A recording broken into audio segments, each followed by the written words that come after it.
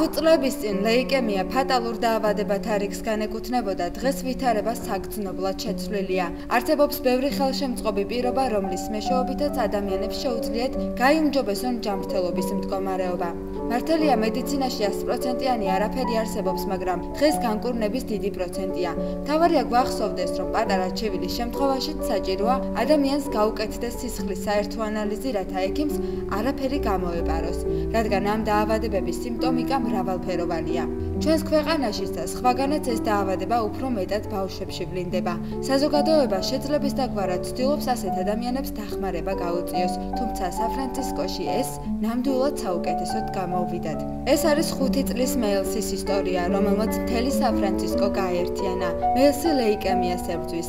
მან Make-A-Wish Foundation-ს წერილით მიმართა. მე მინდა ბედქიდი ვიყო. პატარა მეილს ერთი დღე სუპერგმირად ყოფნა სურდა. მთელი ქალაქი გააერთიანდა, ხალხი ქუჩაში გამოვიდა და ბედკიდის მოსვლისთვის სპეციალური გარემო შექმნეს. ბედკიდი კი ბეტმენთან ერთად მოვიდა და რობოტებთან ბრძოლა შეუდგა.